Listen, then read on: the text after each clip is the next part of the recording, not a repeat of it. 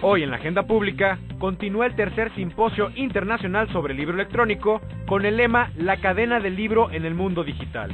Transmitimos de nuevo desde el Museo de Antropología de la Ciudad de México en conversación con algunos de los principales participantes del encuentro. Estos han anticipado réquimes por el libro impreso, supuestamente en vías de aniquilación por la lectura digital, que han celebrado su sobrevivencia. Pero también han sopesado las ventajas de uno sobre el otro. Y sobre todo se han establecido las diferencias entre escribir, editar, promover y leer un libro en papel y otro en plataforma digital. Y hay muchas preguntas. ¿Sigue creciendo el consumo de ebooks? ¿Qué factores son clave para detonar el mercado de este producto en América Latina? Analizaremos aquí varias perspectivas con Tomás Granados, gerente editorial del Fondo de Cultura Económica, Alexis de Grief, director de la Biblioteca Luis Ángel Arango en Colombia, y el periodista y escritor español Arcadi Espada. De esto y otras cosas hablaremos hoy en la Agenda Pública y los Libros, el programa para discutir las publicaciones y los procesos de comunicación.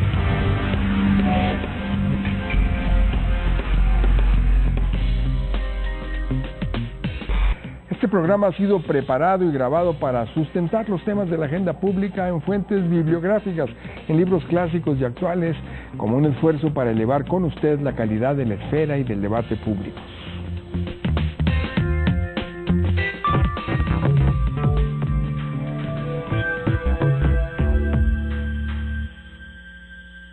Yo soy José Carreño Carlón y seguimos en el lugar de los hechos. Ahora desde el Museo de Antropología, del Museo Nacional de Antropología, la Sala del Gran Nayar, desde donde se realiza este tercer simposio internacional sobre el libro electrónico, la cadena del libro en el mundo digital, y seguimos conversando con los ponentes sobre estos temas. Y bueno, este día está marcado por el regreso de Arcadi Espada a este programa, y nos da muchísimo gusto presentar a nuestro viejo amigo, célebre crítico de los medios de comunicación en sus diarios, ha hecho temblar a varias empresas informativas y ahora estás dedicado a la defensa de los derechos intelectuales, de los derechos autorales, en el mundo digital precisamente en que estos derechos están frecuentemente amenazados, Arcadi. Sin duda. Bueno, primero encantado de estar otra vez aquí. Y en segundo lugar, pues efectivamente, los derechos de autor viven un momento en el mundo muy complicado debido a la irrupción de la superficie digital. De algún modo, la propiedad intelectual, que siempre ha sido algo evanescente, no se sabe por qué la propiedad intelectual ha tenido menos estatus que la propiedad de una casa. Esa ha sido una constante en realidad a lo largo de la historia. Bueno, pues ahora con... Es decir, se siente uno con derecho a apropiarse de un libro, de una frase, de un dibujo, más que con derecho a apropiarte de un coche ajeno, de una casa ajena. No solo con derechos, sino a veces con orgullo, honra y prestigio. Yo, de adolescente alfabetizado, cometía a veces el pecado de robar algún libro en alguna librería, porque no me alcanzaba. Había un manual, ¿cómo robar libros? Había, en los años 60. Sí, efectivamente había un manual, que evidentemente se podía robar con facilidad, como es natural. Pero, hombre, nosotros robábamos libros y teníamos una cierta mala conciencia. No, ahora robar se ha convertido en una suerte de prestigio intelectual y tal, y hay personas que incluso elaboran grandes teorías desde las cuales además les permiten para vivir de una manera opípara, mucho mejor que los escritores que roban, a través de una falsificación y de una estafa que en realidad es bastante rudimentaria. Bueno, eso es un tema del mundo digital, pero hay otro que protagoniza nuestro otro invitado, Alexis de Grief. Bueno, él es el director de la Biblioteca Luis Ángel Arango de Bogotá, y bueno, ahí el esfuerzo es por facilitar el acceso a los libros, al préstamo de todos los libros, pero ahora del libro electrónico. Así es, Alexis. José, muchas gracias por la invitación. Sí, en efecto, el tema de derechos de autor es un tema que vive en la tensión entre el productor, el mundo comercial y el mundo cultural. En el sentido de que en el mundo cultural, en las bibliotecas, hacemos justamente lo contrario de lo que hacen las editoriales. Es decir, nosotros ponemos a disposición de manera absolutamente gratuita la mayor cantidad de libros posible. Y no sabemos qué sucede una vez que sale el libro de la biblioteca. Es decir, no sabemos si el libro es fotocopiado, si el libro es escaneado, y eso nos pone en una situación de tensión con editoriales, en el sentido de que en particular con el libro digital, con los recursos digitales, es muy difícil tener control. Y una de las preguntas que se han hecho en el medio es ¿por qué, si una persona puede descargar un libro de manera gratuita desde una biblioteca, por qué va a ir a comprarlo? Claro, esos son los temas que han estado revisando acá y que vamos a recapitular. A ver, una primera recapitulación le pedimos a nuestro siguiente invitado, que es Tomás Granados, que es el gerente editorial del Fondo de Cultura Económica y representante aquí de este puente, de la editorial del libro impreso, de la editorial tradicional, digamos, con la editorial del libro electrónico. ¿Has oído en este encuentro lo mismo requiems por el libro impreso todos los días que exaltaciones a la sobrevivencia? ¿Cuál sería tu primer balance, Tomás? Primero, que creo que es un problema todavía muy joven. Estamos por ver las tendencias que terminen por imponerse. Hay pues un conjunto de opiniones, de optimismos y de pesimismos muy acendrados. Está el caso, yo diría optimista, por ejemplo, de Roger Bartra, que es alguien que concibe todas las herramientas externas al cerebro, y entre ellas el libro en papel o el libro digital, como un avance cultural. Hay experiencias como el ponente argentino Hernán Casiari, que nos habló de una vía alternativa para publicar, para poner en contacto al autor. La famosa autopublicación. La autopublicación, para poner en contacto al autor directamente con el lector. ¿Es un reto para los editores tradicionales? Es un reto y además muestra una cosa que creo que es muy importante, que la edición electrónica exige una atención que quizás habíamos perdido por el modo de trabajar con los libros en papel. Esa atención personalizada, mucho más, con un contacto más estrecho con el lector, es algo que no es usual en los editores de papel, que inevitablemente, por más que no quieran, terminamos aislados, encerrados en nuestras torres de marfil. Entonces ahí hay otro de los retos, esta percepción, esta intuición para convivir más estrechamente, para atender lo que opinan los lectores. En fin, sí, mi impresión es que es un problema todavía muy dinámico, difícilmente habrá una tendencia en este momento dominante. Escuchamos a las grandes librerías, a Amazon, a Google, mostrar con ellos sí con un optimismo, porque para ellos está claro, primero no tienen un pasado del cual temer, del cual apartarse con nostalgia. Entonces para ellos es todo futuro. Entonces me parece que ahí valiente nuevo mundo. Algo hay de eso, sí. Ajá. A ver, Arcadi, pero tú has experimentado con todo, siempre has estado en la innovación, hiciste tu revista electrónica, era muy atractivo, el periódico electrónico. ¿Y qué nos dices? Es decir, ¿está en extinción el mundo impreso? ¿O está, como se llegó a decir acá, en varios requiems que hicieron por el libro tradicional, a manos del libro electrónico? Vamos a ver, yo creo que el libro es un objeto, el libro tal como el libro tradicional, por así decirlo, lo que tenemos por libro, es un objeto, primero es un objeto, cosa que el libro electrónico no es. Es aire. Claro, una de las cosas que se suelen ignorar, tanto por parte de los apocalípticos como por parte de los integrados, es que hay un cambio en la naturaleza. Hay un cambio en la naturaleza, o sea, el libro es un objeto y como tal está sometido a las peculiaridades de un objeto. Por ejemplo, un libro envejece con su comprador, ¿no? Eso puede tener una importancia relativa o no, pero las costumbres son muy importantes a la hora de diseñar nuestros patrones de actividad diaria. Y por lo tanto, no se puede, soslayar esta idea de que las personas durante muchos siglos han recibido la cultura básicamente a través de objetos, sea el periódico o sea el libro. Claro. Esta desobjetualización, digamos, de la vida moderna se manifiesta también, por ejemplo, en la música. Hasta hace muy poco, es decir, la música modernamente se concentraba en un objeto que tú manejabas y con el cual también tenías relaciones sentimentales, ¿no? La carátula de un disco, especialmente cuando eran... El Sargento Pimienta no te tocó. Exacto, es verdad, es verdad. Sobre todo cuando eran grandes, sí. realmente tenían un impacto sentimental sobre las personas notabilísimo. Y además formaban parte de eso que se llama la cultura de la propiedad, en función un poco de la cultura del consumo, que es el paradigma en el cual estamos, es decir, el paso de la propiedad al streaming, ¿no? al alquiler, etcétera. Bueno, todo esto son problemas extraordinariamente complejos. Yo estoy muy de acuerdo con Tomás cuando dice que estamos en el inicio de un problema y que por lo tanto hay muchas cosas que ver.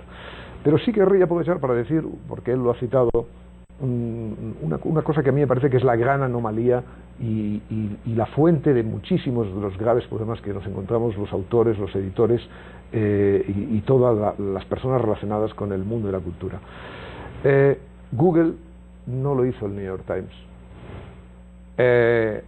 Amazon no lo hizo cualquier editorial importante, no lo hizo Planeta, para decir una editorial de nuestro ámbito lingüístico. ¿Por qué no lo hicieron? Bueno, pues ese fue su fallo original y cardinal.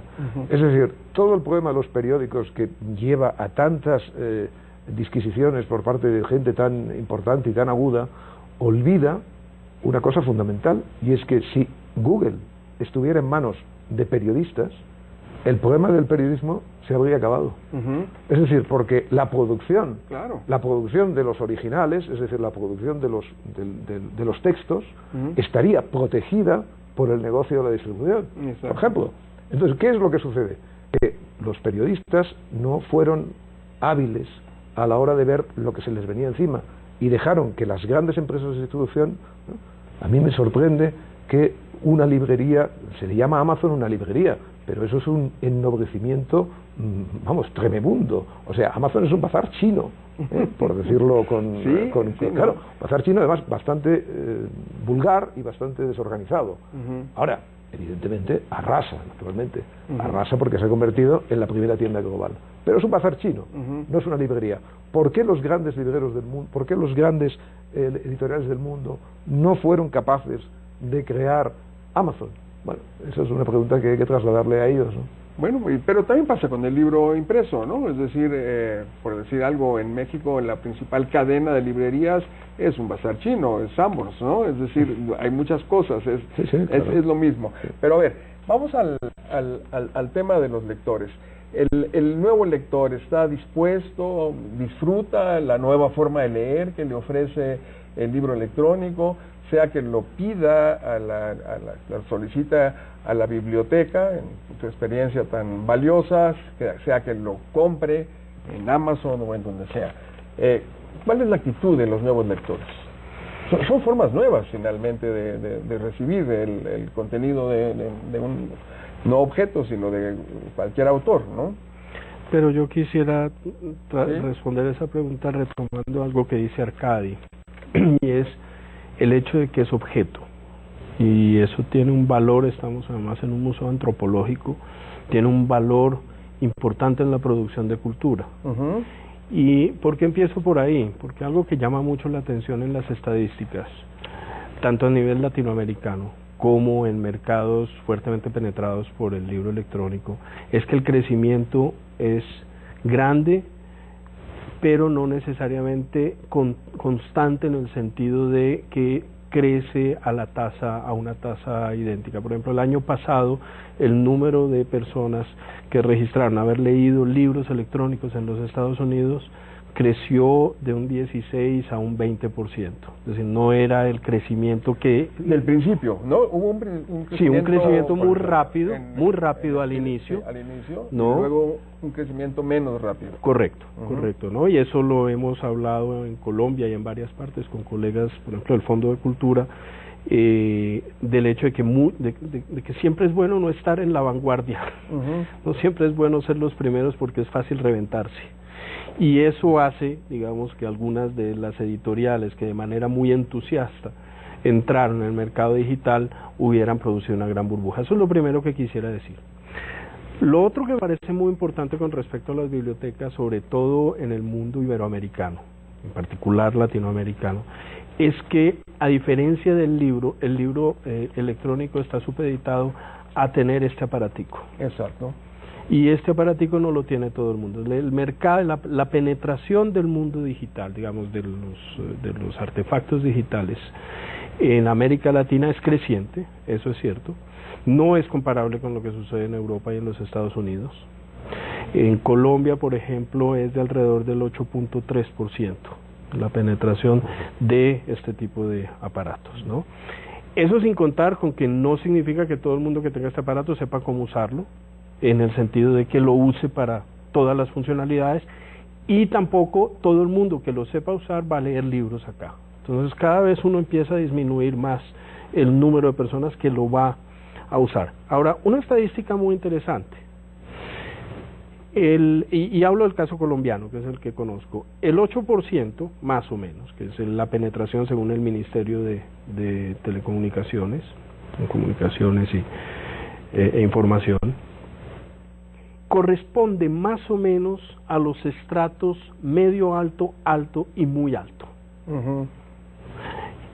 que no es al cual le están sirviendo las bibliotecas. Es decir, cuando nosotros miramos las estadísticas nuestras, las nuestras van de bajo, medio, bajo y medio, ¿no? Entonces es muy interesante porque los usuarios de nuestra biblioteca, que es la biblioteca más grande probablemente de Sudamérica, y digamos la biblioteca es una biblioteca que atiende casi 2 millones de personas al año. Entonces cuando miramos los estratos que nosotros estamos atendiendo y miramos los lectores de libros electrónicos, sí hay por supuesto un sobrelapamiento, pero con el libro, con el objeto estamos atendiendo mucha más gente. Ahora debo decir también que en el experimento que empezamos en el 2012 de haber empezado a comprar libros electrónicos, la demanda fue muy grande, es decir, en menos de 4 meses de los 300 títulos que habíamos comprado, más de 6.000 personas habían ya sacado algún libro. Entonces eso había sido grande. Muy importante, nos vamos a tener que ir en corte, pero que hay muchas más preguntas sobre el futuro del libro electrónico. Quédese con nosotros en la agenda pública, con los temas de las conversaciones y de los debates entre nosotros, entre nuestras familias, nuestros amigos. Eso es la agenda pública. Volvemos.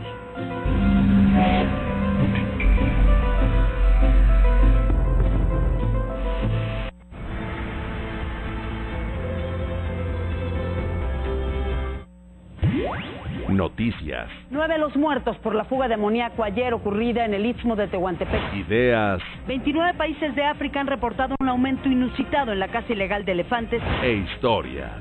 Cada vez es mayor el número de personas que huyen a México por amenazas. Foro TV. Aquí nos vemos. El arte y la cultura se expresan de diversas formas. Ha dicho de su obra que le interesa un arte que perturbe y rompa ese momento de peligro. Nicolás Alvarado y Julio Patán te mostrarán hasta las menos convencionales. Final de partida, lunes a viernes, 11 de la noche. Foro TV. Aquí nos vemos. La migraña se puede presentar con un dolor prolongado en uno o ambos parietales de la cabeza. Bioelectro es un medicamento desarrollado con 2 analgésicos y un acelerador que neutralizan el dolor. Así lo formulamos porque nuestra preocupación es aliviar tu dolor de cabeza y migraña en el menor tiempo posible. Esa es nuestra misión. Bioelectro, mi especialista en migraña.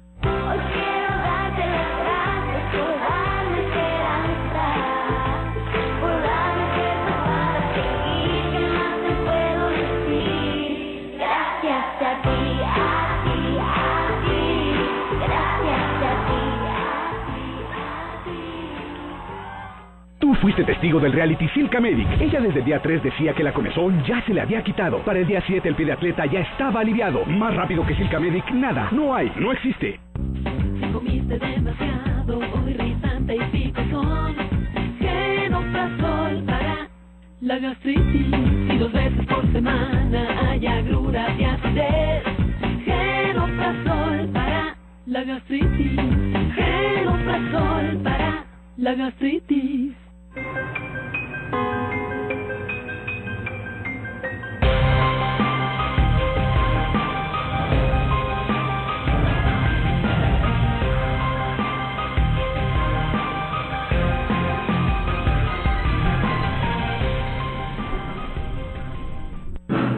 Si te mueves así y hay tronidos dolorosos, puede ser osteoartritis.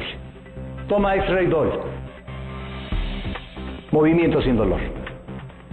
Los calcetines normales no están diseñados con una compresión específica para la circulación de las venas. Goicotine tiene una compresión precisa para mejorar visiblemente la apariencia de las piernas y disminuir la sensación de pesadez, dolor y cansancio, aún en zonas con varices. Hoy ve a tu closet y cambia todos tus calcetines por Goicotines de Goicoechea.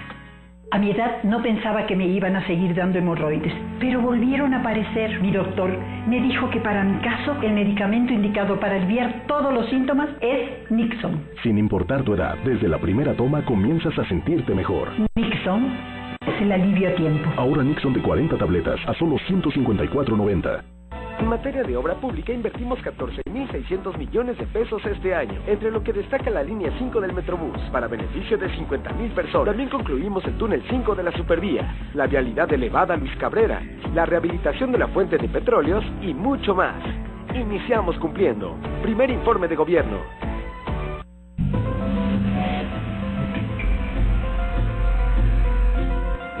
Seguimos en la sala del Gran Nayar del Museo de Antropología, una cultura de varios centenares de años atrás, y estamos discutiendo los temas del siglo XXI. Y vamos a ver acá con Tomás Granados y con Arcadia Espada. ¿Cuál es la perspectiva del libro electrónico? Es decir, ¿es una industria viable? ¿Sigue creciendo? ¿Sigue no creciendo? Ya nos dieron los datos de Estados Unidos, nos los dio Alexis, los datos de Colombia. ¿Cuál es el universo en que estamos?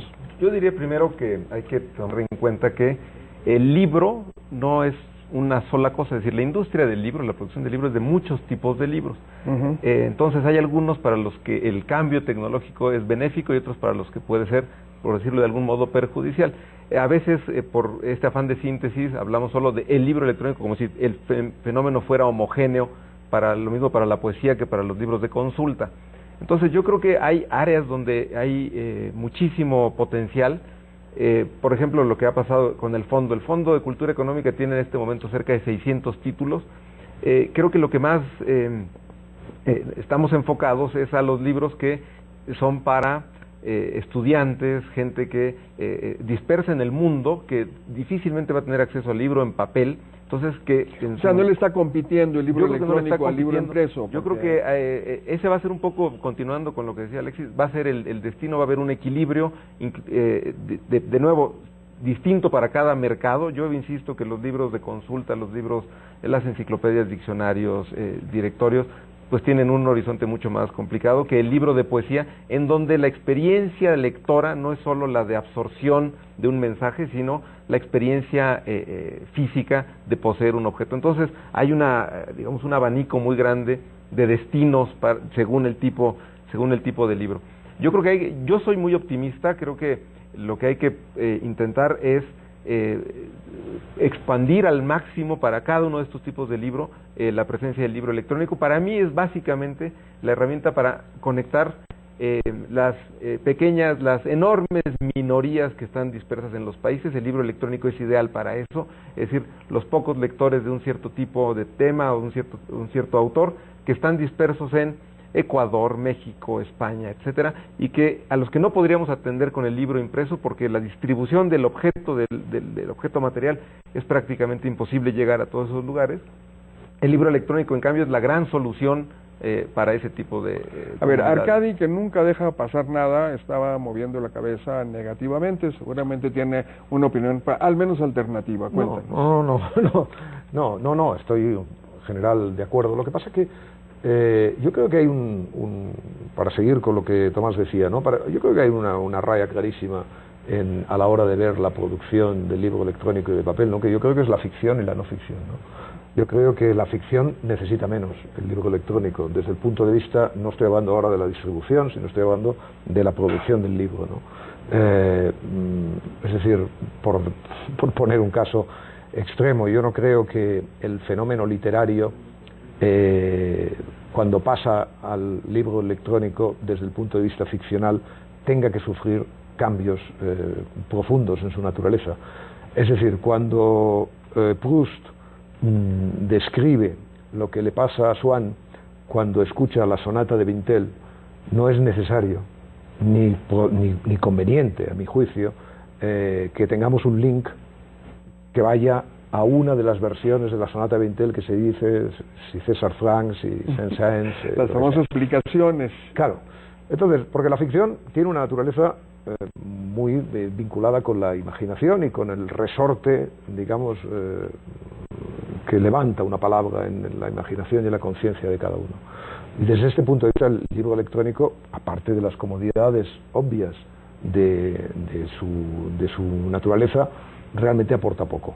Ahora bien, yo estaba releyendo por cuestiones patrióticas estos días un libro de Daniel Defoe que no deja, en realidad no es una ficción, pero bueno, es un libro que se llama Diario del año de la peste, y bueno, entonces lo estaba leyendo en una versión analógica, impresa, y la verdad echaba en falta en ese libro tiene unas posibilidades desde el punto de vista... Para aplicaciones, ¿no? Para aplicaciones extraordinarias, entre otras cosas, porque como cualquier libro de viajes, claro, te manda de un lado a otro, etcétera, etcétera. Las descripciones son poco potentes, se hubieran solucionado mucho más fácilmente con la irrupción de un lenguaje audiovisual. Por lo tanto, es verdad que cada libro tiene su registro propio y su cuestión. Ahora, yo querría lanzar una pregunta aquí que a veces me hago, ¿no? ¿Qué hubiera pasado si, como tiene Richard Dawkins, tiene un libro muy bonito en que ve la evolución al revés, ¿no? No la ve de atrás a adelante, sino la ve de adelante hacia atrás, ¿no? Y así se entiende mucho mejor todo. Realmente, si hubiéramos inventado primero el libro electrónico, ahora inventaríamos el libro de papel. Bueno, pues yo no sé, no tengo una respuesta terminante a esa cuestión, entre otras cosas porque me lo hace algo confuso esta cuestión de la objetualización que decíamos antes, ¿no? Que comentaba Alexis también. Entonces, pero bueno, es una pregunta a hacerse, ¿no? Porque realmente fuera de la costumbre y fuera de las melcolías, hombre, la funcionalidad del libro electrónico a mí me parece que es de todo punto indiscutible. A ver, ahorita volvemos a este pleito, porque ahora el que movía la cabeza negativamente era Tomás cuando rechazaste usar una aplicación para el Camino de Swan, pero vamos primero con el tema que ya hemos visto el martes. El libro electrónico en préstamo o en venta para apoyar la función educativa. ¿Ya se nota? ¿No se nota? A juzgar por las cifras que dabas de, digamos, jóvenes de universidades públicas que acuden a las bibliotecas por el objeto impreso, por el préstamo, están profesores, ¿son usuarios más crecientes también del libro electrónico? Yo creo que algo que decía Tomás es la clave, y también lo decía Arcadi, y es que por lo menos esa división fuerte entre ficción y no ficción la vemos en las bibliotecas, ¿no? Y lo ves en los públicos. Es muy claro que el público que está migrando muy rápidamente al mundo digital es el mundo universitario. Y lo está haciendo muy rápidamente, entre otras cosas, en las áreas de ciencias duras e ingenierías. Y lo hace en gran parte porque se mueve sobre todo, más que sobre libros, sobre revistas. Y las revistas están prácticamente todas en digital hoy en día, aunque hay que decir que colegas míos, incluso en Inglaterra, en bibliotecas, me dicen que los profesores ingleses todavía piden la revista en papel. Entonces, eso es una cosa muy interesante. Desde el punto de vista antropológico, digámoslo así, puede tener que ver probablemente con generaciones, ¿no? Pero para seguir un poco con las cifras, cuando revisamos la inversión que hacen bibliotecas académicas contra bibliotecas públicas como la nuestra es una biblioteca muy particular, porque la nuestra es una biblioteca pública, pero también es una biblioteca patrimonial, y es una biblioteca que sirve a investigadores y universitarios. Entonces es una biblioteca híbrida. Pero en el caso de las bibliotecas académicas, están invirtiendo mucho más de lo que hacen las bibliotecas públicas en recursos digitales, y puede llegar hasta el 40 y 50% del presupuesto total. En las bibliotecas públicas, sea en América Latina como en los Estados Unidos, no llega al 12-15%. Muy bien, tenemos menos de un minuto. Entonces, frases, bullets contundentes en este diferendo sobre aplicaciones. No, más que sobre ese diferendo en particular, hay que distinguir también que el libro experimenta muchos problemas. El problema de la distribución, yo creo que no lo resuelve nada mejor que el libro electrónico. Ahora, el problema de la experiencia de lectura puede ser que nada lo resuelva más que el libro en papel, es decir, esa experiencia global que tiene que ver con la materialidad, el disfrute estético de la tipografía, etcétera. Entonces, son dos problemas. Yo tengo la impresión de que el libro electrónico resuelve tan bien el problema de la distribución que los lectores estamos dispuestos a pagar el precio de no tener un libro tan hermoso, una experiencia tan hermosa, a cambio de tener acceso al libro rápidamente. Entonces, dos problemas, uno lo resuelve tan bien que compensa el otro. Una frase contundente y demoledora, porque se nos acabó el tiempo. Mi idea es que efectivamente la belleza en el libro electrónico está por llegar, pero llegará. Bueno, pues muy buena frase para terminar este encuentro y este programa. Muchísimas gracias, Arcadi, muchísimas gracias, Alexis, muchas gracias, Tomás. Quédense con la programación. Buenas noches y buena suerte.